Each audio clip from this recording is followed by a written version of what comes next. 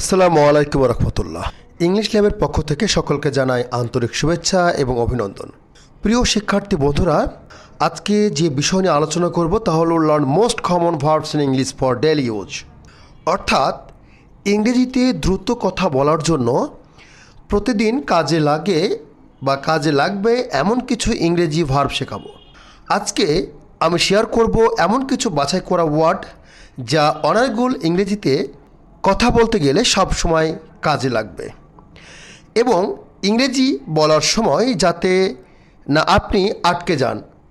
ইংরেজিতে কথা বলার ইচ্ছে থাকলে অবশ্যই আজ থেকে এই ওয়ার্ডগুলো শিখতে শুরু করুন। তো প্রিয় শিক্ষার্থী বন্ধুরা, আমি একটা করে ওয়ার্ড বলছি এবং বাক্য বলার চেষ্টা করছি, তোমরা খুব ধীর সুস্থে করে এটা শোনার চেষ্টা করবে। প্রথমে আমরা খুব পরিচিত একটা ওয়ার্ড নিচ্ছি, বিগিন। বিগিন অর্থ শুরু করা বা আরম্ভ করা।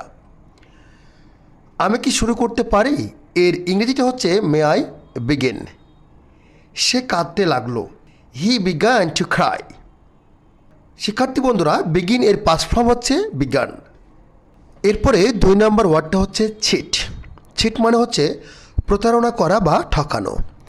সে আমাকে প্রতারণা করেছে, সে আমাকে ঠকিয়েছে। এর ইংরেজি হবে হি চিটেড মি। 3 নম্বরটা হচ্ছে ক্লেম, নিজের বলে দাবি করা বা জোর দিয়ে বলা। এই ক্লেম দিয়ে বাক্যটা হচ্ছে সে দাবি করে যে সে সৎ। He claims that he is honest. দুজনের দাবি মিথ্যা। এর ইংরেজিটা হবে both claim are false. 4 number ওয়ার্ডটা হচ্ছে ক্ল্যাপ। ক্ল্যাপ হচ্ছে করতালি দেওয়া। তারা আমাদের জন্য তালি দেয়নি। They did not clap for us. 5 number ভার্বটা হচ্ছে কমিট, অঙ্গীকার করা বা প্রতিজ্ঞাবদ্ধ করা। নিজেকে প্রতিশ্রুতিবদ্ধ করবে না। Don't commit your self. তিনি 5টি খুন করেছিলেন।